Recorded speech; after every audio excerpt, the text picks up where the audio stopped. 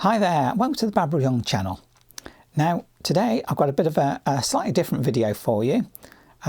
Just recently, actually it was last Sunday, I went to it's like a quilting festival fair event of some sort, and it was very enjoyable.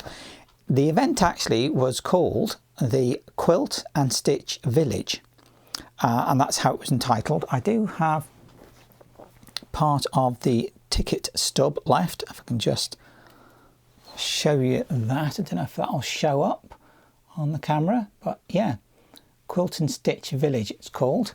Apparently it's been going for quite a few years. This was the 11th year that it was on for, so they've been going quite well, and it's held at, or this year, and it has been for a number of years, been held at the Uttoxetter race course.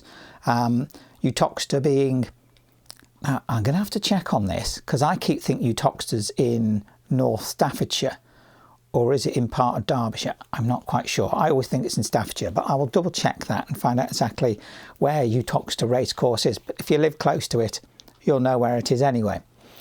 But anyway, that's where it was held at, and it's an event for showing off quilters and people that do quilting and patchwork and that type of thing. So there was a lot of stalls there, and these stalls had lots of different things. There were stalls there with materials and fabric and lots of fat quarters and stuff like that, and also tools, so all sorts of tools that you could imagine. And then there was, I'm just going to look at my notes actually, there was as well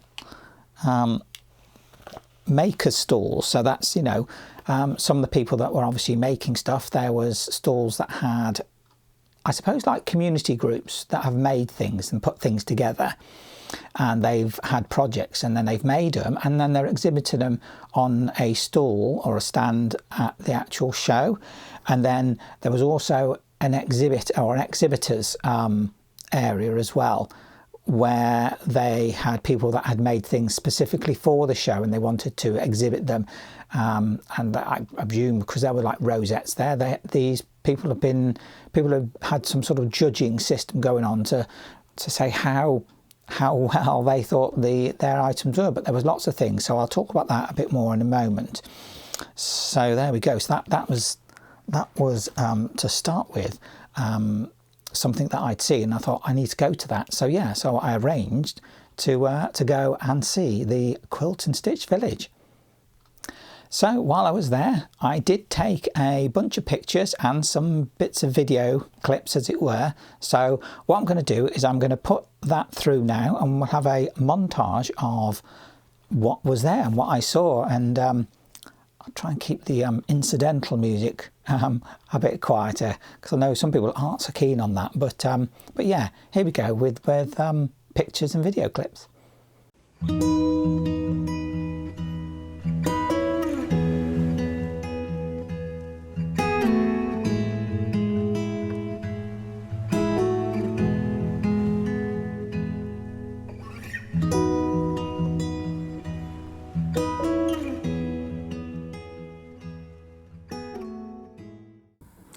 Well, I've managed to make it to the showground, Uttoxetter, for the Quilt and Stitch Village. It's actually quite quiet. There's not that many people here yet, I suppose. I'm not sure how big a place it's going to be, but I'll have a look now.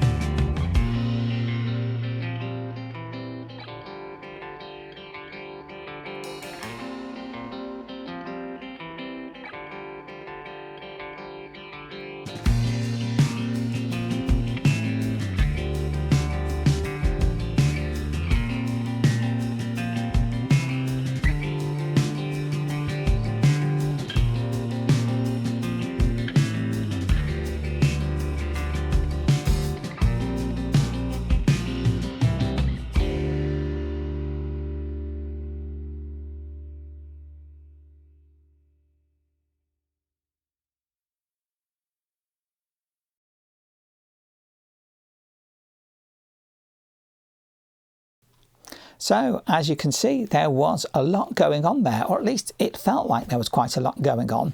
I'll just sort of give you an overview of the area that it was within the showground.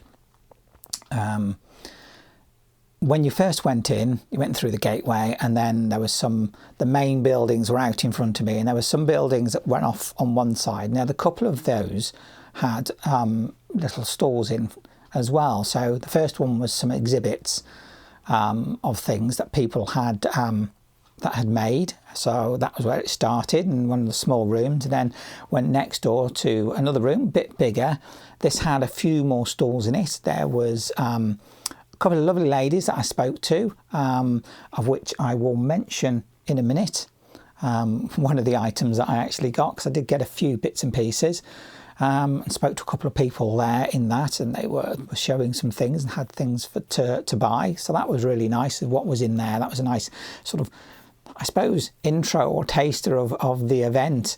And then I came out of there and went round into the main area, and then walked down past the cafe, which looked really lovely, but obviously I didn't go in there because you know what those prices are like in those sort of places. They can be quite steep, so went somewhere else for food afterwards. But went down to the main hallways, and in there were two main halls. You had two areas that you could go into, and they were reasonably sized. They weren't huge.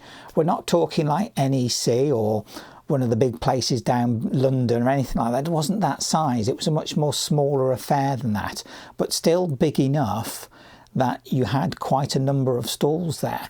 And there were two rooms, as it were, two areas. So you went into the first one, and the first one was mainly things like people were selling stalls with fat quarters and stuff like that on. There was one stall there that had tools and equipment. So I mean, anything from seam rippers to scissors to mini irons to cutting mats to whatever you like. A few knitting things, but mainly sewing things. And there was a whole horde of different things you could buy from there, like you do. You know, you get in the shops, you get the little boards, and you've got like a few things. This had lots of things, lots of different tools that you could possibly think that you might need for sewing and crafting. So there we go. That one was quite interesting. It was nice to look at and have a look and see what was being sold on that one. There was a book stand as well with lots of different books. There was one there that was all about William Morris, and that was quite interesting, looked quite nice. And most of the books seemed to be about, I suppose, about the quilting and patchwork and stuff, but there were books on other things as well, you know, on other crafts and on knitting and sewing and in general, but obviously mainly all crafting stuff. So that was really interesting. And then went round the different stalls, and some had stalls where there were like little kits you could get, and you could make take the bag, and it'd have everything in it that you could to make a kit, and it might be like a farm animal or something else like that. And there were quite a few of those kits. So these kits were like, it was a kit where you could then make an embroidered item or a little patchwork item. And there were, yeah, quite a few of those kits. Fabric there was material there. And of course, like you get in those places, it's not what you call bargain basement prices at all. Yeah, some of the fabric was quite pricey. It was really nice fabric, believe me. Lots of really lovely cotton poplins and other materials there. Very, very lovely. But when you're looking at like 14, 15 or even £20 a metre, yeah, you don't want to buy a lot. But then I suppose if you're patchworking and you're quilting, then you don't have a large amount of a piece of fabric. You know, if you bought a ½ metre piece, then you're going to use that for quite a lot of things, or you're going to use it on a big project. Whereas if you're making clothes like I do, then obviously 2 or 3 metres is what you need, and I'm not spending £15 per metre on something like that, unless it's absolutely, really perfectly gorgeous fabric, and then it's got to be for something special that I know what I want to use it for. That aside, they did have some lovely stuff there. It was really nice. It's really lovely to walk around those stores. And then I went through from that hall into another one, and they had very much the same sort of thing. Another hall with lots of stalls selling different things. There was a stand there with wool, but most of that wool was acrylic stuff, whereas I'd want proper 100% wool. So had a little look, but wasn't quite for me. But they did have lots of other stuff and lots of stands. And they also had an area, again, in this part where people who, like, I suppose from groups and communities, had created items that were then being displayed on the walls in this little area, one area. So went and had a look at them. Very interesting, very, very nice. Absolutely wonderful things that people have made. You know, very inspirational how they've come to the idea of having these items and what they want to make, and how then they've brought it to life and brought it together, you know. And there was a stand there that had animals, like, you know, stuffed animals, you know, like Mr. Deer here. Dominic the deer.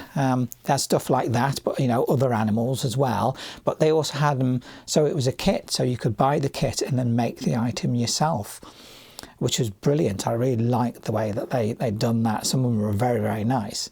I didn't get anything like that, partly because I was on a bit of a budget, so, you know, I didn't go overboard on buying things, even though I did get a few. And then once I'd been in there, next up was to go upstairs, because upstairs is where they had like an exhibition hall, and in the exhibition hall was where people, I presume they'd made stuff specifically for the show, and they were being shown and exhibited there. Lots of them seemed to have rosettas by them, so I presume that there had been some sort of judging going on to give an appreciation of how well the judges thought of how the items have been made and done.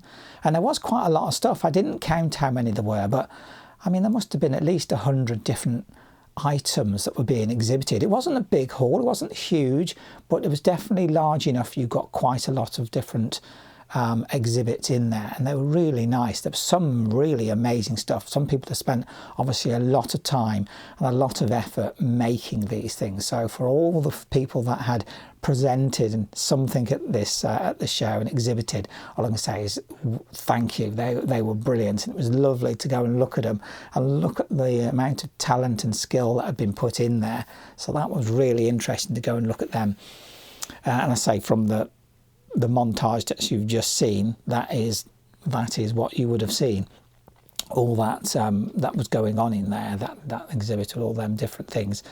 Yes, there was some very, very good things and some really nice stuff. And one or two items, well, if I could have wrapped it up and got it underneath my jumper, I would have liked to have walked out with it, but but no, they were very, very lovely, really nice things, you know. So all in all, some really great exhibits, a really good show. I really enjoyed it, and hopefully, if it's been going for 11 years, it'll be on again next year at around about the same time of the year as well. So I'd say mark it in your calendar sometime in March, maybe, if you're interested, and have a look for it. I will put a link to it in the description as well, so hopefully it will still be able to link to that as time goes on.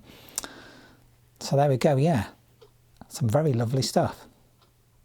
Now, I did say that I got a few items. Now, I was on quite a limited budget. I really couldn't spend too much, which is why I didn't get any fabrics and stuff. Besides, I'm a clothes maker rather than a quilter type person, as it were.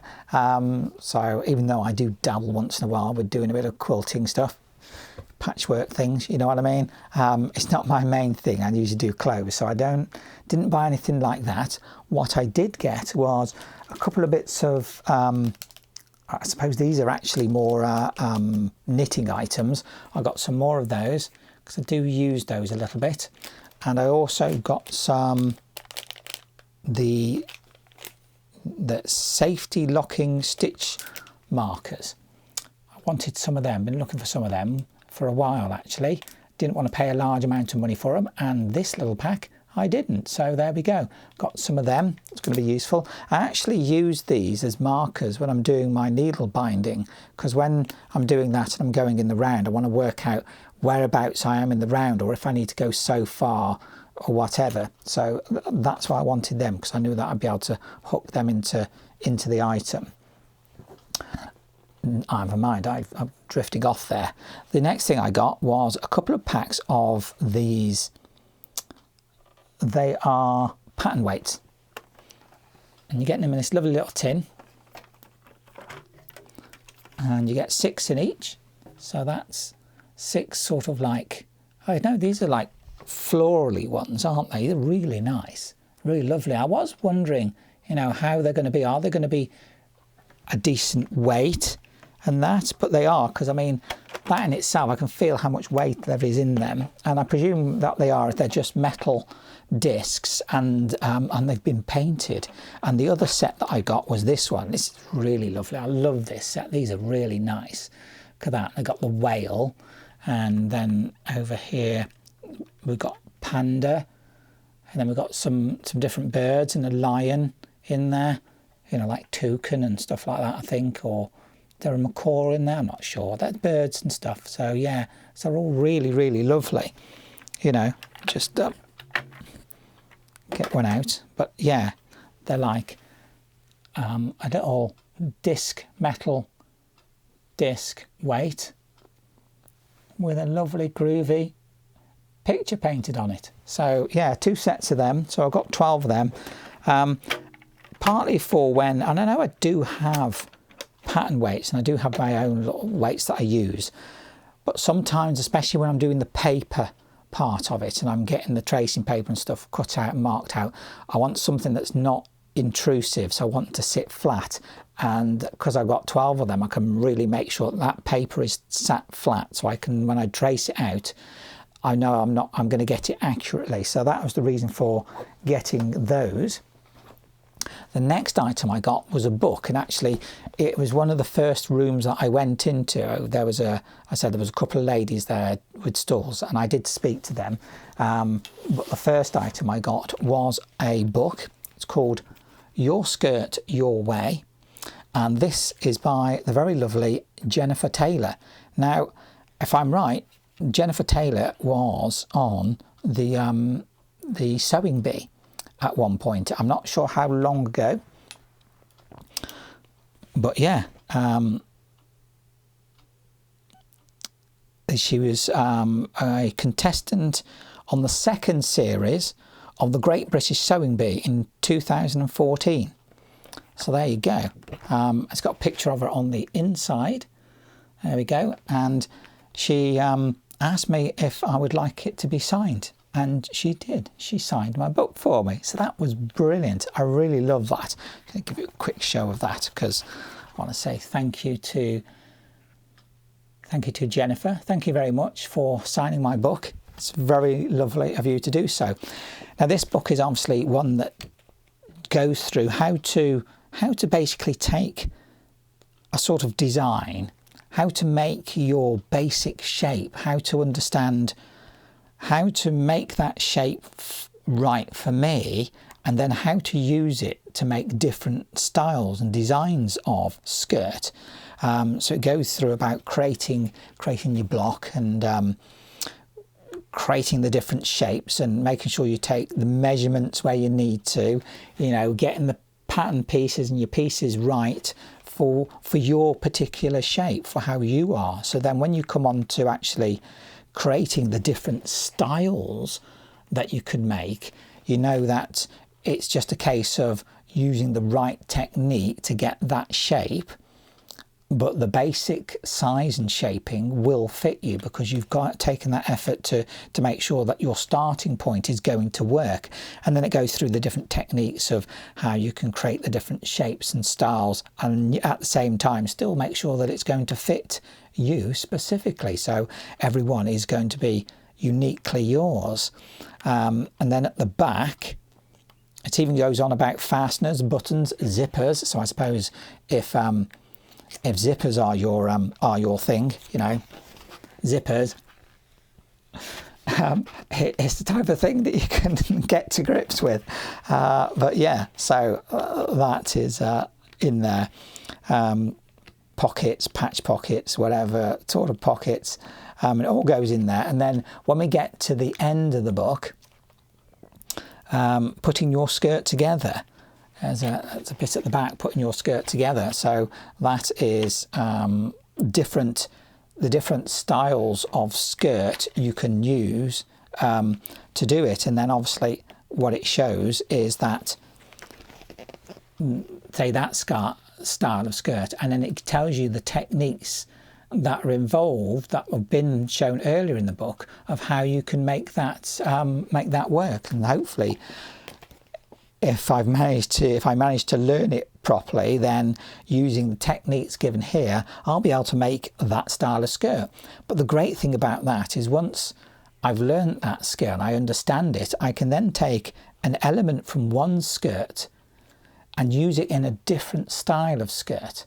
And I know that hopefully it should work, because I've then by that time understood the concept and the basics and gained the skills to be able to do that. So hopefully this book will be really, really helpful in developing that skill of taking my skill from being a skill where I can take a pattern and I can take the pattern and I can alter the pattern to some extent so I can make it fit, and going that next step. So I'm now taking my measurements and creating a form and a block form that works for me, and then using that to make any style of skirt I want without having to go and buy another pattern.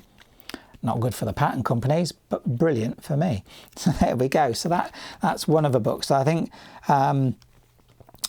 Jennifer had a couple of books there, but this is the one that really stuck out to me. So yeah, so what I'll do is I'll put a link to her details. I think she's on Instagram as well. Yep, she is. She's definitely on Instagram. And there you go. So that was brilliant to get. So I'm hopefully going to be able to learn quite a lot from that book. So that was one of the other things that I bought. Now the other thing that was there as well was at the stores, some of them, was a lady called Tilly's Stitch Cafe. Now I didn't actually get to speak to Tilly because it seemed like she was doing like a little bit of a workshop type thing there on the day, but there was one of her, I suppose, assistants, somebody who was helping her out on the day, was telling me all about what Tilly, well, it says Tilly Rose, what Tilly Rose does, and was talking quite a while to a lady called Emma, who was telling me about what Tilly does and what it's about. So, and it's all about crafting and you know, making things, making handmade things and making crafted things and stuff like that. So, she's got a website which is called tillysslowstitchcafe.com. And her website is also called tilly-rose.co.uk. So the Happy Hut, it's called, craft studio, which has got fabrics, craft kits, workshops, tea and cake, arts and craft books. Now that is at a place called Gedney Hill, which is P120NS. I'm not sure where that is. I imagine it's not too close to me at all. It does say about Tilly Rose. She is an author of mixed media textile artist, tutor and avid journaler. Is the creative force behind Tilly's Slow Stitch Cafe. She's based in beautiful Cambridgeshire, in the Cambridgeshire Fens in the UK. So that's, yeah, not close to me really at all. So I obviously wouldn't be able to make it to some event that she does. But I mean, if you are going to be close to that, imagine having a look and maybe contacting and go and see what Tilly Rose does. I say I did speak for quite a while to a lady called Emma, who was very, very helpful, very sort of instructive about what the Tilly Rose is about and what she does and all the different sort of artistic things she's doing with but with fabrics and materials and stuff like that. So making fabric journals and stuff like that. One of the things that was really great, she had a little badge on. It was like a little badge, but it was an embroidered thing with her name on, and that had Emma written on it. So she'd created that with a little bit of embroidery. And what was really nice is that you can use scraps to make that. You can make little things. You can embellish it or make it bigger or have it as small as you want. I just thought it was a really brilliant idea. And she was really, really helpful and absolutely loved to have a good chat with. Told me all about what Tilly Rose does. They got some books as well that were for sale. So obviously, if you go and look at, I presume, at her website, she's got books about what she does. So all very interesting, actually. So that was another one of the stalls that was stopped and had a chat with somebody. So yeah, that was very interesting and a very good thing to see and to be drawn into, as it were, especially as I'm, as it were, not a big one for doing the stitch craft side. I make mainly clothes is what my thing is. So yeah, it's very nice to be, as it were, introduced to another concept, another idea within the crafting world, but for fabrics and that. So there you go. That was my day at the Quilt and Stitch Village at Uttoxetter Racecourse.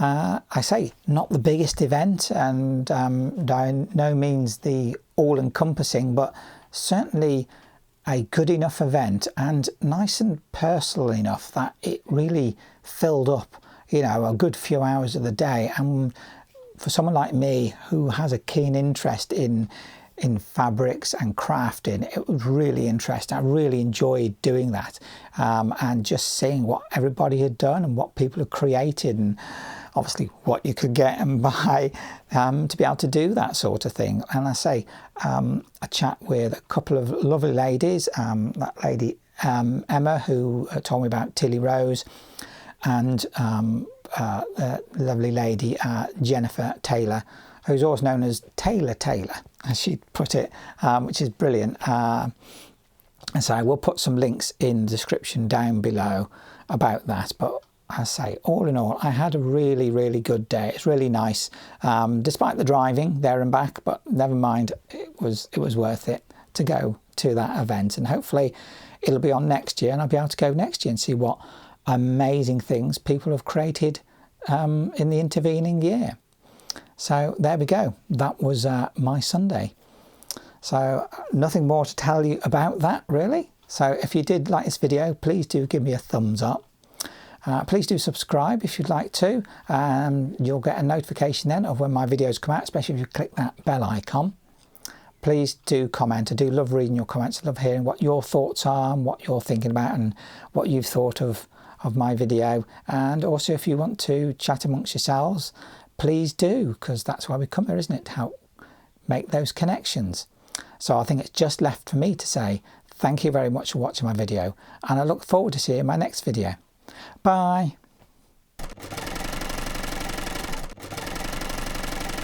Bye.